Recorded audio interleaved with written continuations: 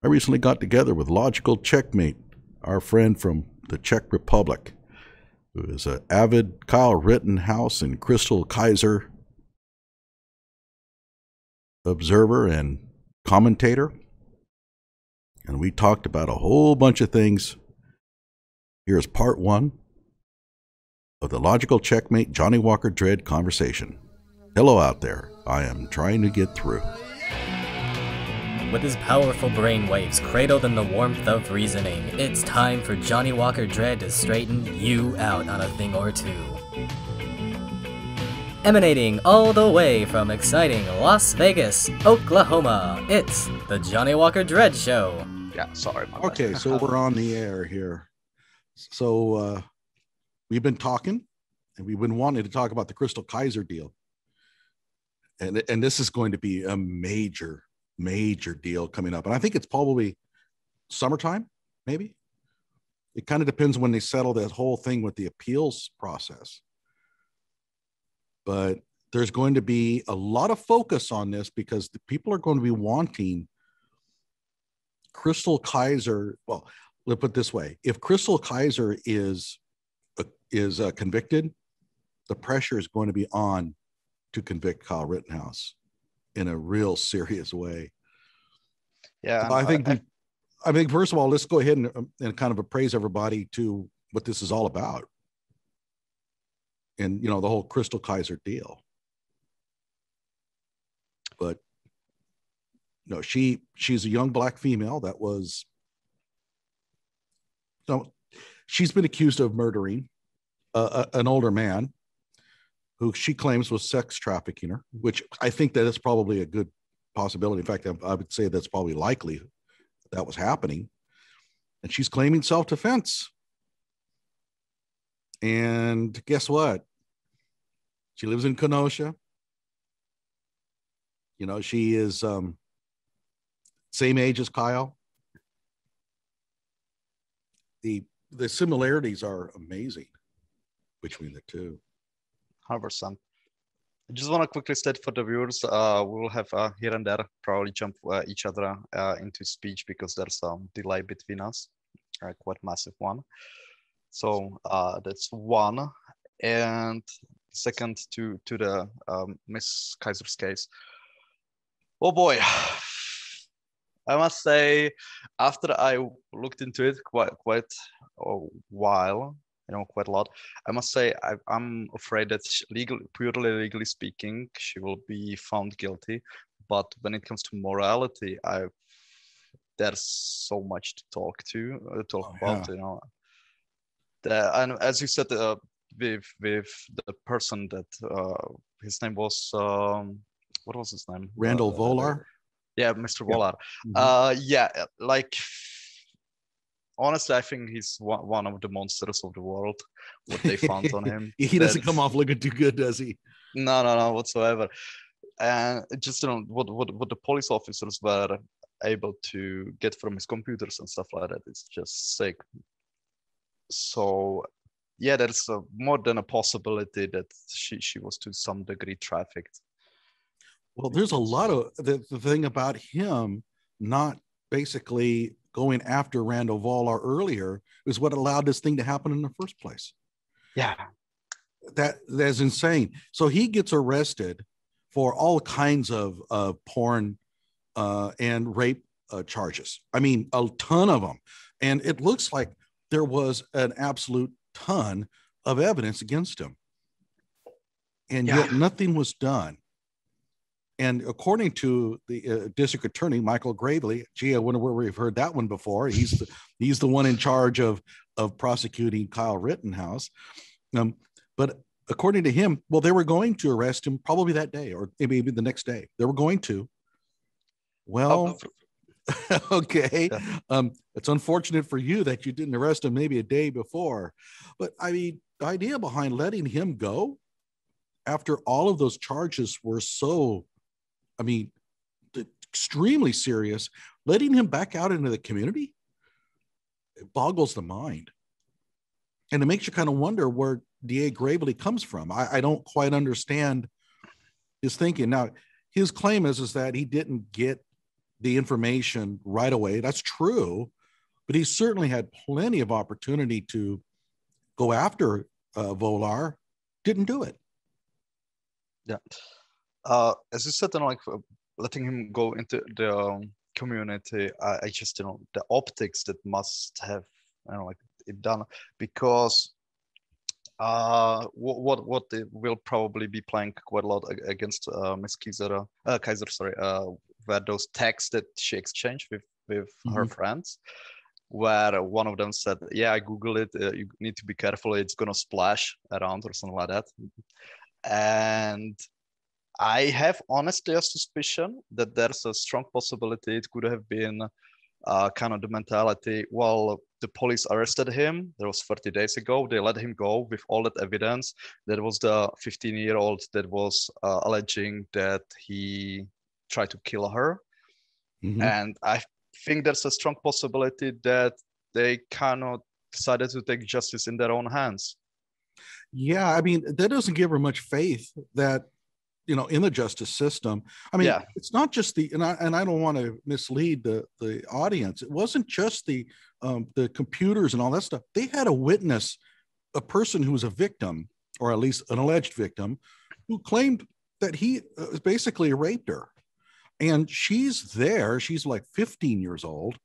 And she's, as far as I could tell, was certainly willing to testify, certainly testified to the police. You can't go on that. You got the all of that digital evidence plus eyewitness testimony, and you can't charge him at that point. I just don't get. I mean, what more evidence were they trying to wait on to accumulate?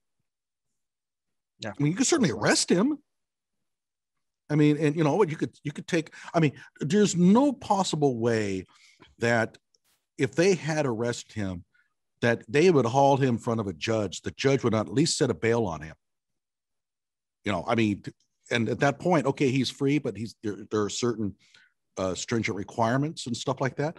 They certainly had enough evidence to do that. And for them to just ignore it, it's crazy. I don't get it. Yeah, it boggles the mind, honestly. Maybe there was somebody, stepped on his citizens' rights and stuff like that, basic human rights, police officers somehow, and they for that reason needed to let him go. But even still, that would be a massive mistake, to say the least. And I don't get it. I mean, I flat don't get it. And you always put yourself in that guy's shoes, think, if I had been accused of something like that, where would I be? I'd be in jail, right? I don't know how Volar got away with this. Now, there are some people, of course, who are saying that Volar must have had something on the DA. I don't see any evidence of that, but I don't get it. That's a conspiracy theory, territory and stuff like that. But you also see now the pressure on Gravely to push this, because he's already in enough trouble over this whole handling of Randall Volar, and now he's got Chrystul Kizer in front of him, and he can't drop the ball on this. Well, and he's also in trouble, not necessarily like deservingly so, but for letting the police officer that shot Jacob Blake 7 times in the back, basically not charging him, where to a degree, I agree with that from the most part. Still, the community feels very differently about it, so that definitely puts pressure on him too. Oh yeah. Now the state did come back and basically didn't give him much ammunition to really go after the police officer, but he could still have done it. But I mean, he kind of looked at it and realized that if the state's examination doesn't support a conviction of any sort here, and it didn't. In one of my videos, I went through exactly what the charges were and what the law says. And yeah, that police officer was not going to get convicted. Well, I take that back. That police officer could have been convicted. It wouldn't have been a lawful conviction, and probably would have been overturned on appeal or whatever. My faith in the justice system has really waned, over the last year or 2 years. So, but according at least to the strict reading of the law and what took place, the police officer should not have been in too much trouble. Whether you like it or not, I mean, that's one thing. But what the law says in Wisconsin, and Wisconsin has very loose self-defense laws. That's one thing that a lot of people are having a hard time coming up to grips with, because they come out of New York, they come out of California, and they're thinking, well, there's no way, that can't be self-defense. But each state's laws differ, and Wisconsin has very liberal, not in the normal political sense of the word, self-defense laws. Yeah, definitely. And I must say there will be also the optics of this whole thing. You need to look at every case, basically each one of these cases objectively and without any bias and stuff like that. That's very important. But plenty of people simply are not capable of doing that. And so the optics right now are that Mr. Volar was white. He was accused of, sexually abusing black people, black girls and stuff like that, while he was let go. A black girl, killed him. She claims self-defense. Well, she's prosecuted quite a lot, and I must say that how she was held without a trial for 2 years in jail and stuff like that. That's really something. Yeah. Then you have on top of that the not prosecution of a white police officer that shot a black man, Jacob Blake, and then you have also Kyle Rittenhouse in that. That's as I said, it's very important to look at it everything objectively, but people that are simply not capable of doing that, and they see color only, basically, for them, that's very volatile situation. And it really shows up with the Chrystul Kizer case, because with Jacob Blake, you could say, okay, I could see race being an issue here. Okay. Even with Kyle, even though Kyle shot bunch of white people, you could at least say, I could see there being a racial issue here because it was a BLM protest. But of what possible importance is it to insert into the narrative that Randall Volar was white? Why would that even matter? But yet, if you read all of the articles on it, it says Randall Volar, a white man. Well, how is that even a factor here? But it is, and they've made it one. And so, it's the race thing is going to be a big part of it, and the optics. It's all about the optics. Yeah, definitely. With Mr. Volar and the race, I must say that they could have a wee bit of a argument there that he was let go basically for 30 days. He was with all that evidence against him. I don't think that was the case, but ultimately I don't know. So yeah, maybe he had some kind of somebody or something somewhere. It's possible. I don't know. I honestly don't know. It needs a thorough investigation into that, definitely. Well, I think the big problem we're going to have, that we've been having, and as people are just going to conflate these different cases and try to make them as if they're all the same with different outcomes. And this is going to be a big problem with Chrystul Kizer versus Kyle Rittenhouse, because on the surface of it, they're the same age, self-defense, using a gun. Yeah, perceived legality of the weapon. And their people are going to basically say they're identical in every way, except Chrystul is black and Kyle is white, and completely ignoring the fact that there are a lot of other issues here that come into play. And the hypocrisy is going to be impressive, because the very same people who claim, well, Kyle can't claim self-defense because it was an illegal weapon, are now going to be turning around with Chrystul Kizer saying, well, she had to have that gun. Oh, she had to have that gun because that's what helped her. That's what saved her life. Well, okay. And I agree. I mean, the fact that Chrystul possessed that gun illegally is not a problem for me. Now she could be tried for that law breaking. Okay, she needs to pay the price for that. But in terms of her using the gun to defend herself, if it's truly self-defense, it's truly self-defense. Yeah. But they're not going to see it that way, and they're going to make a claim that she really needed that gun. Thank God she had it, and why isn't everybody supporting her Second Amendment rights? And then with Kyle, it will be, well, he had the gun illegally. I mean, you can't defend yourself. You can't defend yourself with an illegal gun, which is an absurd statement. And I've proved, and I've shown that in my videos, that that is simply not the case. So you absolutely can. Now, whether Kyle will be tried for the minor possession and convicted of that, that's a minor issue. But there's part of your hypocrisy that's going to show up here in this whole Chrystul Kizer thing is the gun. And that's an issue because we don't even know how she got the gun. Yeah, definitely. Just with the firearm, I ask you, here in Czech Republic, we have something that is called utmost distress or something like that. It basically makes it legal that you can break almost any laws because you are in absolute distress. It would be, for example, most often it's used when people are breaking traffic rules, when they're driving their sick kid to a hospital.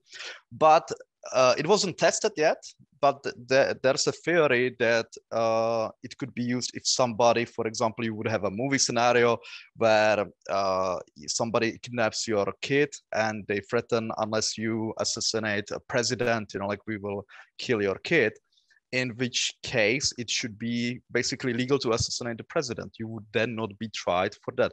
And so basically where I'm going with this is that Chrystul could have maybe gotten the firearm, even though it is illegal and stuff like that, but she could claim this basically utmost distress because Mr. Waller was quite potentially abusing her, trafficking her, etc. He was maybe threatening her life. Well, he got reported to the police.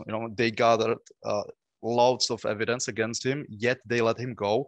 Well, what I will do? Well, I will get a firearm in order to protect myself. That would be fully legal, I must say, in the Czech Republic. Well, there's a couple of things that we have in this country. One is essentially innocent by reason of insanity. And for example, a perfectly good case was the burning bed case. And that was where a woman who was habitually beaten the hell out of for a long period of time by her husband set fire to his bed when he was asleep. Yeah. And a lot of people misunderstand, and they thought that she was found not guilty because there was some law or a new law that was created to, allow that kind of behavior. That's simply not the case. She was found innocent by reason of insanity. So ultimately, she committed a crime, and no one's saying it wasn't a crime, but they're just saying that the mitigating circumstance here was that she just had no idea what she was doing. But I meant just with the gun charge itself, like not necessarily with if she would be found, that it was self-defense, then the gun charge, in my opinion, should be basically scrubbed away. Right. And there's another one called coercion. So there is a coercion statement in Wisconsin that does give you what they call an affirmative defense if there was an adequate amount of coercion, and that would cover the case like robbing a bank for somebody because they have one of your loved ones hostage or something like that. And her problem is the concept of imminence, and that is that there was a time delay between when she felt this threat and when she took action.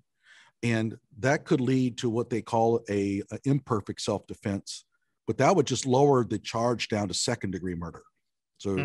So if they find that everything about self-defense is adequate except for the imminence deal, so she didn't, you can't take out preemptive strikes on people. So I feel this person's going to kill me, I'm going to get them first.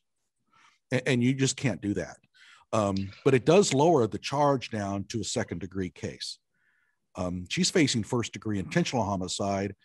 And if I'm the attorney, I think I'd be arguing that she shouldn't even be charged for that. It should be for second-degree. And now let's go up and we'll plead our case. And it might go to that. It's still early on in the game here. But again, imminence, they're going to be able to argue that whatever threat you were under, whatever threat you were under, you took quite a while to take care of it, and you could have avoided it. I don't know. Yeah. I mean, again, I think the defense is going to have to play on the emotions of the jury a lot in this case. Yeah, definitely. But there's one thing that could play into her hand, and that, as far as I know, that he hooked her up on some drugs. Basically, he made her either addicted or something like that. So they could, to a degree, claim, I don't know how good of a defense it would be legally, but because she was underage, and drugs have very, very strong influence on underage people, that she was basically addicted, and she was having withdrawal symptoms, etc. And she, for example, wanted to see him because of that. Then he attacked her, stuff like that. Well, she will have to have some sort of explanation as to why she went over there. Yeah. And that would be a really good one. I mean, he got me addicted to drugs. I had to go over there. I was needing a fix. And okay, yeah. That's not a problem. The problem was putting the gun in a purse. And again, if she habitually carried that gun with her all the time, that would be better than if she didn't. If she put that gun in that purse for that occasion, that doesn't look good. That shows premeditation, and that could be a problem for her. I mean, when I first heard about this story and I first read the first reports, I was really on her side. I was just thinking, gosh, I can imagine what she was going through. And of course, if he was raping her, hey, you know what? One less rapist, right? But the more I'm learning about this, I'm just kind of having my doubts a little. I mean, whether she's going to be able to pull this off. Yeah. I must say, one of the, let's say, stranger things that was, for example, the selfie that she took right after with the caption of my mugshot. Actually, there's a precedent for it with people killing, like somebody who they perceive it was righteous killing, for example, in self-defense, or their abuser. For example, abused wives sometimes actually, it must be some psychological thing. I cannot explain it, but they sometimes take a trophy from like the body, right, or humiliate like the abuser in some way. So there's a certain precedent for that. And again, I cannot put myself in her situation, just both mentally and just also with the drug addiction, all of that, the stress, and possibly if he was truly like attacking her and stuff like that, or at least she perceived that he was attacking her and he was her real abuser and everything like that, that like just the also euphoria of the relief, basically getting rid of him and stuff like that, all that mixed together, and she's also young, so that could honestly lead to some strange behavior that could be basically innocent. And I'm more than willing to entertain that argument, because I go along with that. Her youth is something that has to be taken into account, and the fact that she is under let's say a very unusual situation with a relationship with an older man. Her family background is horrendous, and that also has to be taken into account. Now, those look like more like mitigating circumstances and to take into account during sentencing. Now, the drug use could come into play in a sort of a temporary insanity deal. That because I'm under such drugs, I really wasn't in control of what I was doing. I could fully understand that. I'm willing, as a juror, I would be more than willing to entertain that argument. So the one of the problems I have, though, is, in going back to the Kyle Rittenhouse thing, is the hypocrisy in it, in that when it comes to her, they're going to be bending over backwards to understand what it must have been like to be in such a stressful situation.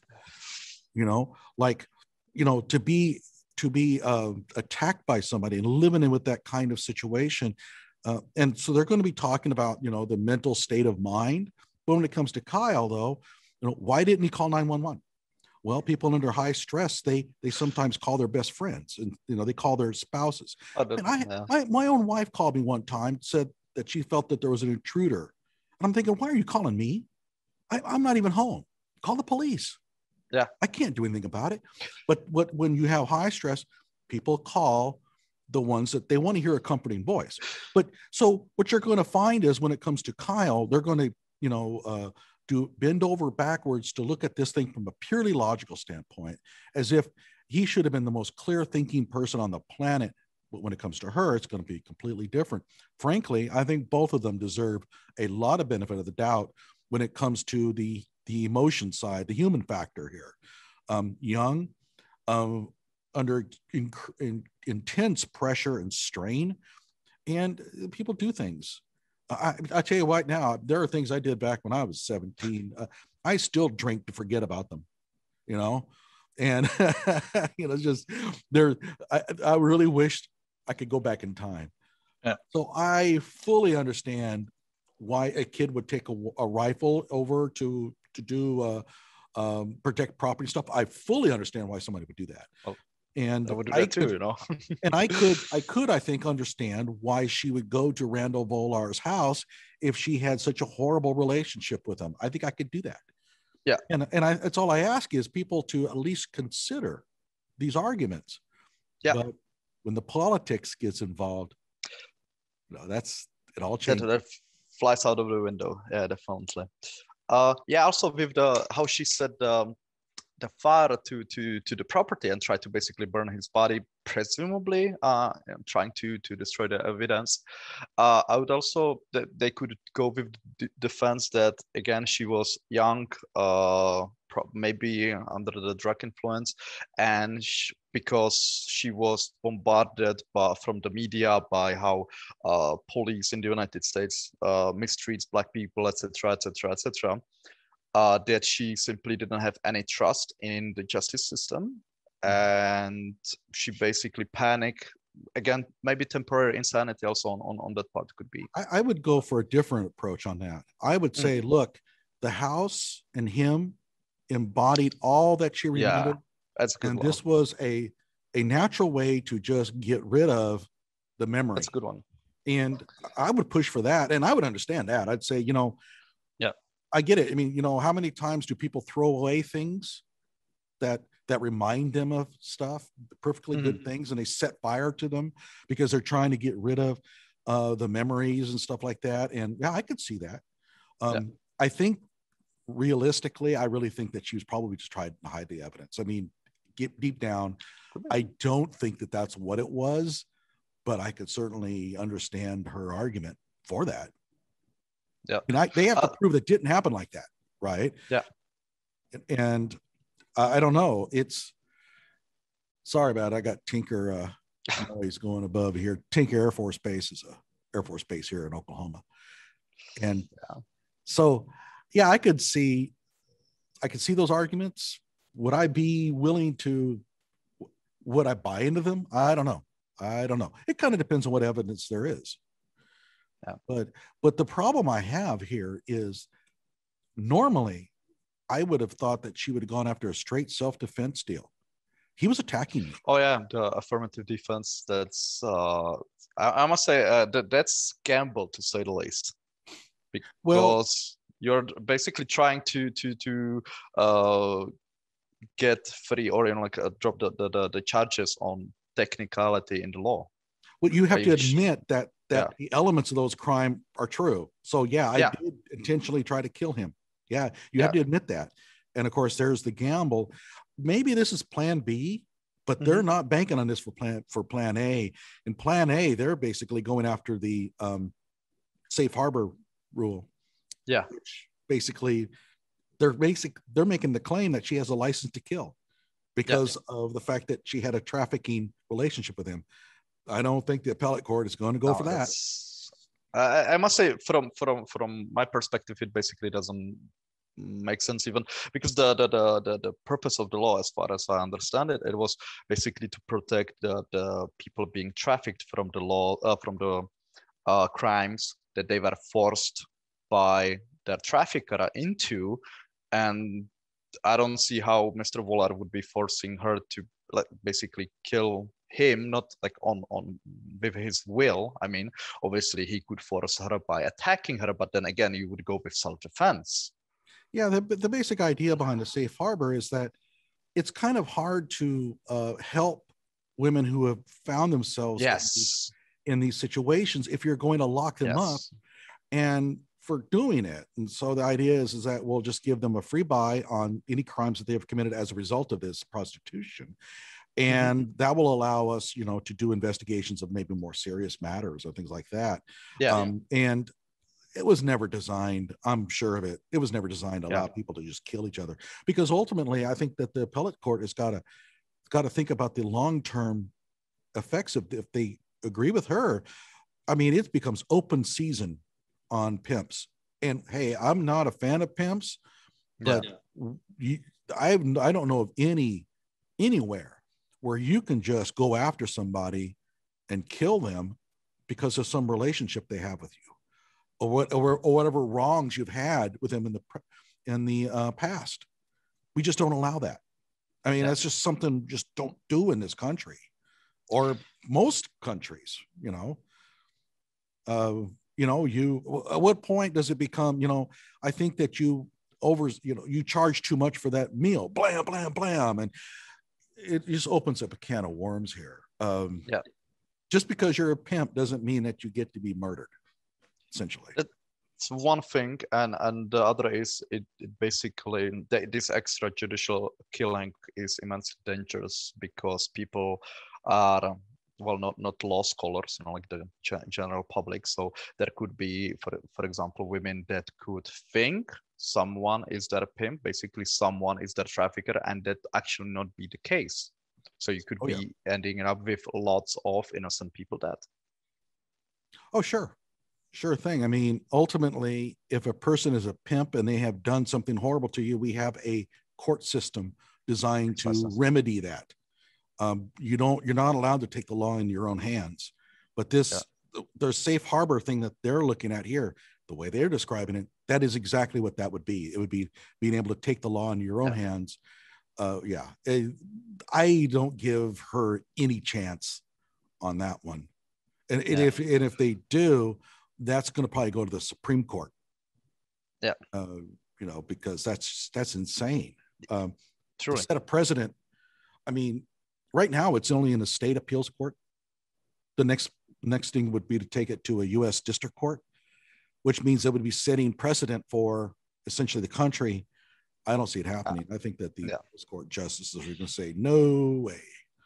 And for her case specifically, I think she would have greater chances with jury, you know, just basically with her story, etc., where they would feel, I'm sure they would, just on a humane factor, they would feel immensely sorry for her, because her story is tragedy. Truly, it is. So she's going to hope that there's going to be a few jurors on there that are just simply not going to go with a conviction and going to hold their ground. And you get a mistrial at that point, maybe the state will just lose interest in it.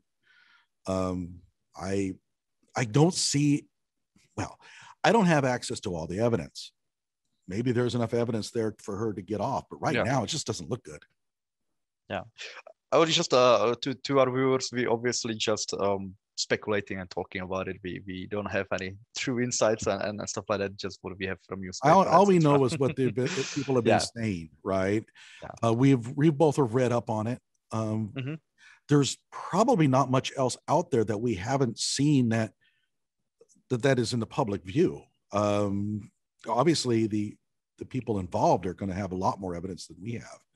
We don't even really know what went on inside that room, but I have a feeling that the prosecution probably does. And here, just I'm kind of worried about what this whole thing will bring. Also, when you contrast it with Kyle, because I mean, for example, I highly doubt that majority of the BLM supporters and stuff like that, they will bother to find out what legal strategy her defense team went with. That it basically doesn't make sense, etc., and they will see only racism in there. And pardon me, but the shitstorm that will kick off, it will be crazy. Yeah, they're going to. Here's the level of sophistication they're going to employ. She's black. She's claimed self-defense. She was convicted. Kyle is claiming self-defense. He's white. Why shouldn't he be convicted? That is, at the most, the level of sophistication they're going to be able to employ, because they're not going to know much more about Chrystul Kizer because they're ignorant. Plus, Kyle used the evil, dev gun, like AR-15. Oh, well, yeah, and that's another thing. I don't know about you, but that pistol that she used, it killed old Randall Volar deader than dead. Yeah. It didn't matter to Randall Volar if that was AR-15 or not. It was plenty. So in the whole scheme of things, there's no difference between those two rifles or those two firearms, except hers was much more illegal than Kyle's. I mean, hers is a federal offense.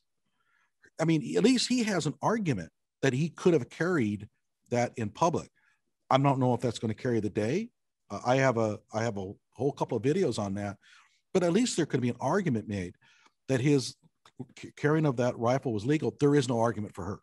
That is a handgun. She had no way she should have had that with her, at least from a legal standpoint. Now, from an ethical standpoint, moral standpoint, if she needed it to protect herself, I'm good with it. Yes. And frankly, I'm a pro Second Amendment person. I don't think that either Kyle or her should have had any problems with having those guns, but the law doesn't agree with it. But certainly in terms of just pure the legal issue, she's in much more trouble. And it's kind of odd because not much has been made about that. With Kyle, you saw it. Kid carried an AR-15 rifle, and they just go ballistic. But when they talk about Chrystul Kizer, the fact that she had a handgun in her purse and pulled it out and shot somebody, that handgun use seems to be kind of, suppressed in the news a lot.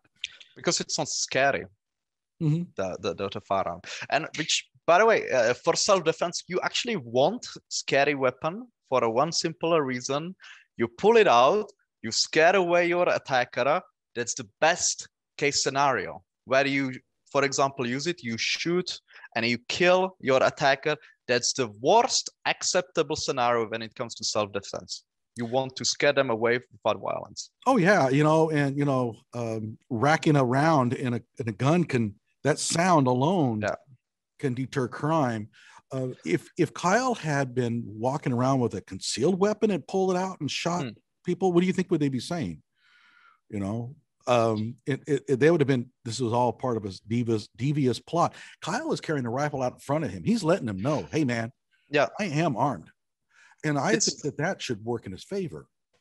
If he wants to kill people that night, that was a dumb way to do it. I mean, if you really want to go out and kill people, you put the gun inside a bag and walk around. And now you're looking for somebody who thinks you're unarmed. Now you could pull the gun out and shoot them. Of course, that would have been illegal, but they're claiming the AR-15 is carrying it around. It around is illegal. So what difference does it make?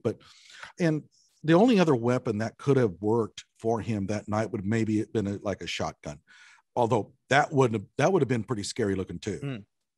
Because carrying a shotgun around is every bit as offensive as an AR-15. And if you ever stared in the barrel of one, and I have. Me too, actually. I must say, I accidentally one time took a wrong exit and end up, in front of gates of max security prison without even knowing that. And oh boy, they really weren't, playing around. Oh man, a friend of mine, he opened the gun and pointed one at me because he thought it was funny. Oh yeah, I tell you, my knees shook for a little while. Because the barrel is that, it's so big. But yeah, if he had carried around with a shotgun, that would have looked just as bad, in my opinion. The AR-15 actually, for what he was wanting to do, was perfect. Yeah, and I must say that the shotgun would not help him in the second part of basically when he found himself on the ground and stuff like that. I think it would be very suboptimal if it would be pump action shotgun. I highly doubt, because he is from basically his family is from lower class, right? When it comes to income, something like the Benelli shotgun that's immensely expensive, that is semi-automatic, is immensely expensive, and I highly doubt he could afford that. So if he would be going with a shotgun, it would be a pump action. And then when he's on the ground, dragged around, he could, for example, is it when you pump also short stroke, or you know what I mean? when you don't pump properly. I don't know how to say that in English, but pump and fire quickly, but yours not going to match up to the speed of an air. Yeah, he could not have got the shots off with the shot. No, that's no way. And not to mention, I think there would be a higher probability because he missed some shots, right? So there would be some probability that for hitting innocent people around far greater, because